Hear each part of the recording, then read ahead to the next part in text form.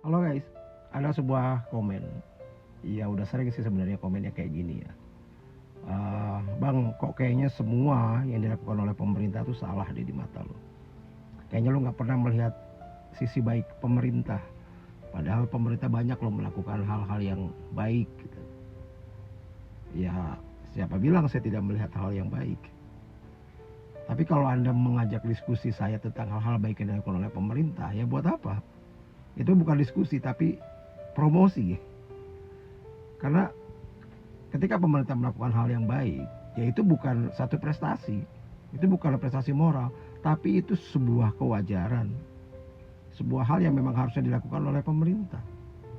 Kan basicnya harus begitu, dasarnya memang harus gitu, pemerintah harus melakukan hal yang baik bagi rakyatnya. Nah, yang kita suarakan adalah hal-hal yang kurang baik, yang tidak baik, atau bahkan mungkin hal yang jahat yang terjadi dalam pemerintahan. Seperti misalnya kasus di Pekalongan ini, kasus korupsi Bupati Pekalongan. Nah, Bupati Pekalongan ini kan sudah menjabat 2 periode, pernah jadi wakil bupati juga.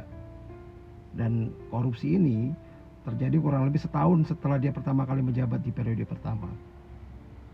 Jadi modusnya membuat perusahaan keluarga atas nama suami dan anaknya, lalu ya udah deliver proyek-proyek sampai senilai 46 miliar.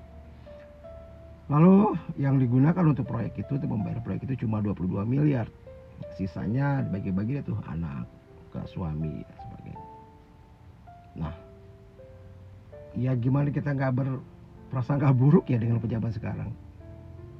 Yang lucunya adalah pernyataan dari KPK soal modusnya. Katanya ini modus yang baru, yang sulit terlacak.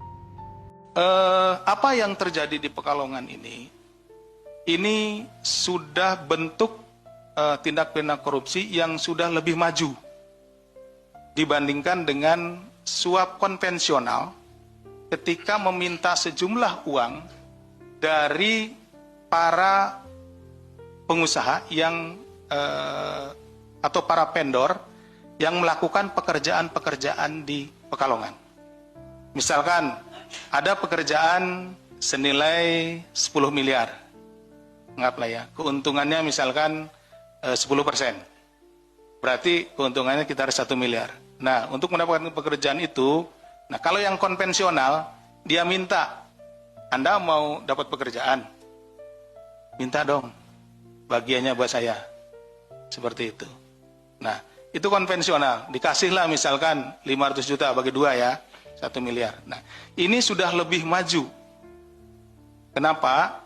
Dia membuat perusahaan, si pejabat ini membuat perusahaan, sehingga perusahaan itulah yang mengerjakan proyek. Kerugiannya lebih besar. Apa? Satu, para pengusaha di sana pada akhirnya tidak memiliki kesempatan untuk berusaha. Kenapa? Tadi dipilih kan, yang dipilih perusahaan ibu dong, gitu kan. Walaupun ada yang lebih murah. Satu. Yang kedua, dari sisi keuntungan dia bisa ngambil seluruhnya. Ambil seluruhnya keuntungan. Seperti itu. Nah, yang ketiga, kalaupun nanti hasilnya jelek, apakah aparatur pemerintahan di sana bisa komplain? Punya ibu. Kan? Nah, sedangkan kalau yang ngerjakan vendor yang lain gitu ya, yang itu mungkin memberikan sesuatu, itu seperti itu. Nah itu bisa dikomplain kan, karena bukan ini, nggak ada hubungannya dengan kekuasaan seperti itu. Nah, ini kemudian bagi aparat penegak hukum juga ini lebih sulit. Kenapa? Karena tidak kelihatan.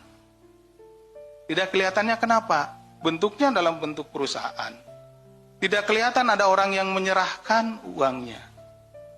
Tidak kelihatan ada pihak yang datang untuk bargaining gitu ya. Ini sudah masuk ke dalam sistem. Udah tahu sama tahu. Ini kan sistemnya kan procurement. Misalkan pengadaan tadi outsourcing, tinggal milih perusahaan mana, diklik, tinggal klik, perusahaan ibu, kan seperti itu. Ini sudah lebih sulit.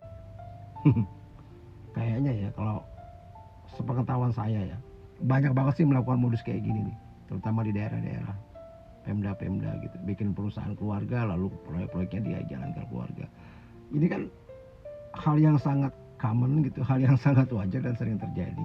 Apakah KPK nggak pernah survei hal kayak gini? Kok kayaknya nggak masuk akal. Apakah kita harus berprasangka baik juga soal ini?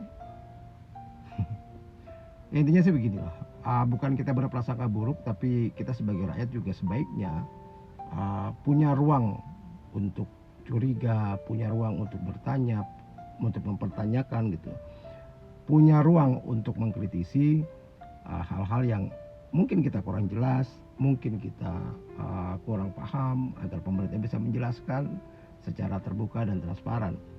Jadi jangan dibilang nggak bersyukur banget sih, atau saya pernah ada komen begini malah, ini contoh orang munafik nih, dapat duit tinggal di Indonesia, hidup di sini, bekerja di sini, dapat uang di sini, kurang bersyukur, nggak bersyukur gitu, dengan apa yang sudah didapatkan di sini. Bersyukur dan mengkritisi kebijakan pemerintah ini dua hal yang berbeda. Bersyukur itu masalah spiritual, tapi masalah politik pemerintahan itu adalah masalah akuntabilitas. Ini dua hal yang berbeda, jadi jangan dicampur adukan. Ketika ini dicampur adukan, ya terjadi seperti ini. Kita disuruh bersyukur meskipun hak kita dikurangi, dihilangkan, atau bahkan kita dizalimi. Jadi ini bukan soal etika. Kalau seperti itu jadinya ya manipulasi rasa namanya. Salam.